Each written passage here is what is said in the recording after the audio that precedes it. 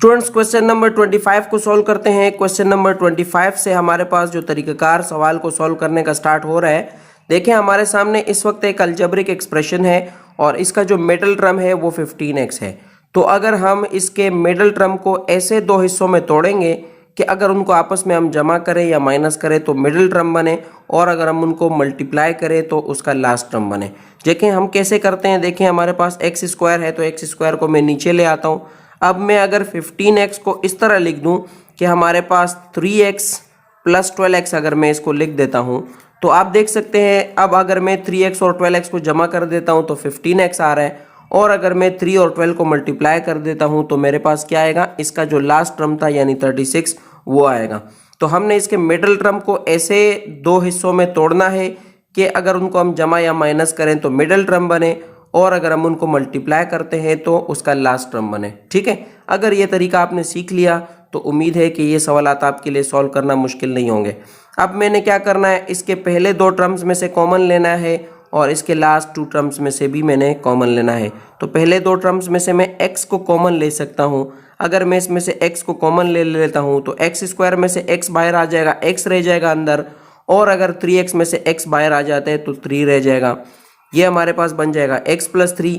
अब मैं अगर इसके आखिरी दो टर्म्स में से भी अगर मैं कॉमन लेना चाहता हूँ तो अगर मैं इसमें से 12 को कॉमन ले लेता हूँ तो पहले वाले में हमारे पास 12 बाहर चला गया, x रह गया, और 36 में से अगर 12 बाहर चला जाएगा, आपको पता है 3 रह जाता है क्योंकि 12 3 36 होता है। तो अब आप देख सकते हैं हमारे पास x प्लस 3 2 टाइम्स आ रहा है तो हम इसको कॉमन ले सकते हैं। तो मैं ले लेता हूँ इसमें x प्लस 3 को कॉमन, और उसके बाद जो चीज़ बाहर रह गई थी यानी x प्लस 12 उसका मैं अलग ब्रैकेट बना दूंगा। तो x प्लस 12 हमारे पास अलग ब्रैकेट में आ जाएगा, x प्लस 3 x प्लस 12 हमारा इस सवाल का आंसर होगा। क्वेश्चन नंबर 26 को सॉल्व करते हैं। क्वेश्चन नंबर 26 में भी मैंने सेम मेथड करना है। इसके फर्स्ट टर्म को मैं नीचे ले आता हूँ और इसके मिडिल टर्म को अब मैंने ऐसे दो हिस्सों में तोड़ना है कि अगर मैं उनको जमा या माइनस करूँ तो मिडिल टर्म बने और मल्टीप्लाई करूँ तो 100 बने। अगर मैं इसको लिख देता हूँ प्लस 20x माइनस 5x तो हमारे पास 20 माइनस 5 15 होता है, और अगर मैं 20 को 5 से मल्टीप्लाई करूँ तो मेरे पास क्या आएगा, माइनस 100 जो इसका लास्ट टर्म है।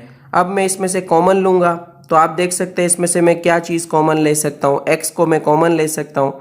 तो पहले वाले में मेरे पास रह जाएगा x प्लस 20, और दूसरे वाले में से मैं क्या चीज़ कॉमन ले सकता हूँ, इसमें से मैं कॉमन ले सकता हूँ माइनस 5 को। तो इसमें भी मेरे पास रह जाएगा, अगर माइनस 5 इसमें से चला जाता है x रह जाएगा, और आपको पता है कि अगर मैं यहाँ पे प्लस ले लूँगा तो माइनस प्लस माइनस हो जाएगा, और अगर हम 5 को 20 से मल्टीप्लाई करें तो 100 बनता है। 100 में से 5 बाहर आ गया तो हमारे पास ये 20 अंदर रह जाएगा, 5 20 100 आता है।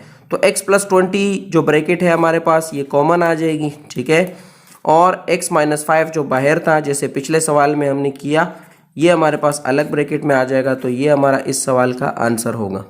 क्वेश्चन नंबर 27 को सॉल्व करते हैं। उसमें भी हमारा सेम मेथड है। Z4 को मैं नीचे ले आता हूँ। ठीक है, तो हमारे पास Z4 आ जाएगा नीचे। अब मैंने माइनस 2z² को ऐसे दो हिस्सों में तोड़ना है कि अगर मैं उनको जमा या माइनस करूं तो माइनस 2z² बने, और अगर मैं उनको मल्टीप्लाई करूं तो 15 बने। तो इसमें हम यहाँ पर लिख देते हैं माइनस 5z² प्लस 3z²। अगर मैं 5 में से माइनस 5 के साथ 3 को जमा कर देता हूँ तो माइनस 2z² बनेगा, और अगर हम 5 को 3 से मल्टीप्लाई करते हैं तो हमारे पास क्या बनेगा, 15 बनेगा जो इसका लास्ट टर्म है। अब मैंने इसमें से कॉमन लेना है, तो इसमें से देखें हमारे पास Z4 है और यहाँ पर Z² है, तो जो छोटा टर्म होता है वो हम कॉमन में ले सकते हैं। तो इसमें से मैं Z² को कॉमन ले लेता हूँ। पहले वाले में अगर मैं Z4 में से Z² बाहर आ जाते हैं तो Z² रह जाएगा, और नेक्स्ट वाले में से हमारे पास 5z² था उसमें से Z² बाहर आ गया तो माइनस 5 रह जाएगा। Z माइनस 5 हमारे पास ब्रैकेट के अंदर रह गया। अब मैंने इसमें से कॉमन लेना है, तो मैं अगर 3 को कॉमन ले लेता हूँ तो इसमें भी मेरे पास रह जाएगा Z² माइनस 5 हमारे पास ब्रैकेट के अंदर रह जाएगा। 3z के Z² के साथ ज़रब होगा 3z² बनेगा, और 3 5 15 आता है, तो हमने कामयाबी से कॉमन ले लिए हैं। अब हम Z² माइनस 5 हमारे पास 2 मरतबा आ रहा है, कॉमन है, तो इसमें से हम इसको अलग ब्रैकेट में ले लेते हैं, दोनों में से एक लेंगे और जेड स्क्वायर प्लस 3 को अलग ब्रैकेट में ले लेते हैं, जेड स्क्वायर प्लस 3। यह हमारा स्टूडेंट्स इस सवाल का आंसर हो गया। क्वेश्चन नंबर 28 को सॉल्व करते हैं। क्वेश्चन नंबर 28 में हम इसके फर्स्ट टर्म को नीचे ले आते हैं x6 और अब मैंने -10r³ को दो हिस्सों में तोड़ना है, जैसे मैं इससे पहले के सवालात में कर चुका हूँ। तो हम इसको -8r³ लिख देते हैं और -2r³ लिख देते हैं। तो अब आपको समझ आ गई होगी, -8 -2 -10 होता है और 8 2 16 होता है, जो इसका लास्ट टर्म है। ठीक है, हमने कामयाबी से इसके फैक्टर्स लिख दिए हैं। अब हमने क्या करना है, इसके दोनों पहले दो का कॉमन लेंगे और लास्ट जो दो हमारे पास टर्म्स है उनमें से हम कॉमन लेंगे। तो पहले दो में से मैं r³ को कॉमन ले सकता हूं, क्योंकि r6 और r³ दोनों में से छोटा वाला r³ है।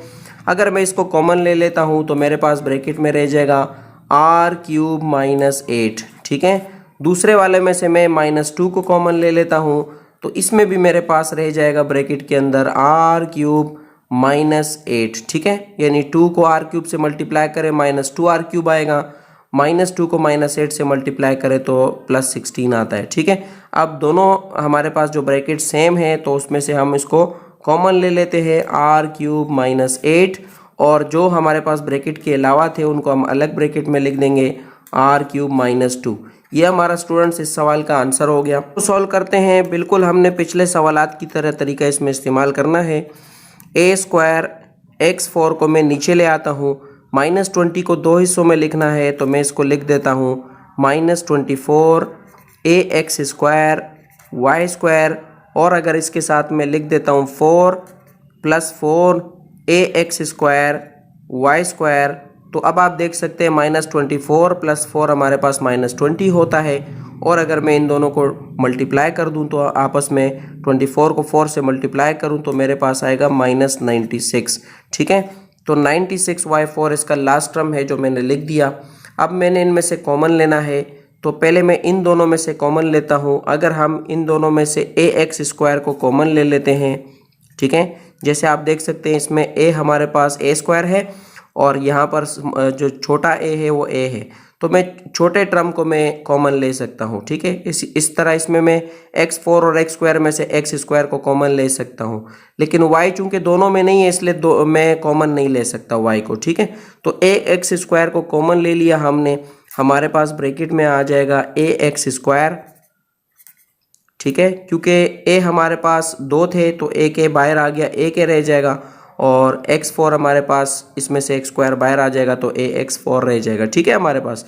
अब इसमें से हम दूसरे वाले में से भी अगर हम ax² को माइनस कर देते हैं तो हमारे पास रह जाएगा -24 y²। ठीक है, क्योंकि ax² पूरा बाहर चला गया है। इसी तरह इन दोनों में से हमने कॉमन लेना है, तो इन दोनों में से अगर मैं 4y² को कॉमन ले लेता हूँ प्लस 4y² को अगर मैं कॉमन ले लेता हूँ तो मेरे पास इस ब्रैकेट में भी रह जाएगा ax² - 24y²। ठीक है, आप चेक कर सकते हैं, 4y² को ax² से मल्टीप्लाई करें तो 4ax² y² बन जाएगा, और अगर आप 4y² को -24y² से मल्टीप्लाई करें तो ये 96y4 बनेगा। ठीक है, तो अब दोनों हमारे पास ब्रैकेट्स हैं वो सेम है तो हम इसको कॉमन लिख लेते हैं, ax² - 24y²। ठीक है, और जो ब्रैकेट के अलावा है उसको हम अलग ब्रैकेट में लिख देंगे, ax² + 4y²। ठीक है, ये हमारा स्टूडेंट्स इस सवाल का आंसर हो जाएगा। क्वेश्चन नंबर 30 को सॉल्व करते हैं। क्वेश्चन नंबर 30 को स्टूडेंट्स हम सपोज वाले मेथड से करेंगे तो हमारे लिए इजी हो जाएगा। ठीक है, सपोज करते हैं हम कि a + b जो इसमें हमारे पास है इसको हम ले लेते हैं बराबर x के। ठीक है, सपोज a + b = x।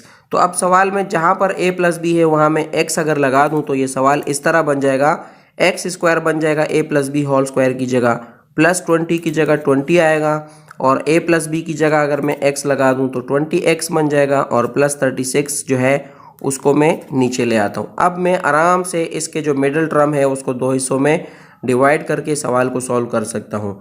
तो अगर मैं इसको दो हिस्सों में लिखना चाहूँ तो एक्स स्क्वायर तो अपनी जगह पर आएगा, ठीक है। अब मैंने इसके मिडल टर्म यानी 20x को दो हिस्सों में लिखना है, तो इसको मैं लिख देता हूँ 18x plus 18x plus 2x में लिख देता हूँ इसको। तो 18 और 2 को जमा करने से 20 बन रहा है, लेकिन अगर मैं 18 को 2 से मल्टीप्लाई करूँ तो इसका लास्ट टर्म 36 बन रहा है। यानी मैंने इसको करेक्टली दो हिस्से, ऐसे करेक्ट दो हिस्से मैंने इसके बनाए कि उसके ज़रिए जमा करने से 20 बन रहा है और मल्टीप्लाई करने से इसका लास्ट टर्म बन रहा है, ठीक है। अब मैंने जस्ट कॉमन लेना है। अगर मैं कॉमन ले लेता हूँ एक्स स्क्वायर प्लस 18x में से, तो x को कॉमन ले सकता हूँ, हमारे पास रह जाएगा x प्लस 18, ठीक है। और इन दोनों में से मैं क्या कॉमन ले सकता हूँ, मैं 2 को कॉमन ले सकता हूँ। तो ऐसी सूरत में इसमें दोनों में से भी रह जाएगा, पहले वाले में x रह जाएगा और दूसरे वाले में 18 रह जाएगा। चेक कर सकते हैं, 2x बनेगा और 2 18 36 बनता है, ठीक है। अब हम क्या करेंगे स्टूडेंट्स, हमारे पास दो ब्रैकेट्स बन चुके हैं। पहली वाली ब्रैकेट हम कॉमन ले लेंगे, x प्लस 18 में से एक लिखेंगे, ठीक है। और दूसरी वाली ब्रैकेट में हम जो ब्रैकेट के अलावा है x प्लस 2 उसको अलग ब्रैकेट में लिख देते हैं। अब हमने जस्ट स्टूडेंट क्या करना है, हमने उसकी रियल वैल्यूज पुट करनी है दोबारा। तो हम लिख देते हैं कि now again putting the real values, now again putting the real values. दोबारा से रियल वैल्यूज पुट करने से हमारे पास यानी x हमने बनाया था a प्लस बी से, तो अब मैं दोबारा से x की जगह इसमें a प्लस बी डाल देता हूँ। तो सवाल इस तरह हो जाएगा, x की जगह a प्लस बी आ जाएगा और 18 अपनी जगह आ जाएगा, a प्लस बी प्लस 18 हो जाएगा। और इसमें हमारे पास अगर x की जगह a प्लस बी आ जाएगा तो a प्लस बी प्लस 2 हो जाएगा। ये हमारा स्टूडेंट्स इस सवाल का आंसर हो गया। और इसी के साथ हमारी एक्सरसाइज 5.1 ख़त्म हो चुकी है। उम्मीद है आपको हमारे लेक्चर्स समझ आ रहे होंगे। अगर आपको समझ आ रहे हैं तो हमारे चैनल को लाजमी सब्सक्राइब करें ताकि हमारी हर आने वाली नई वीडियो आपको आपके मोबाइल में रिसीव हो सके।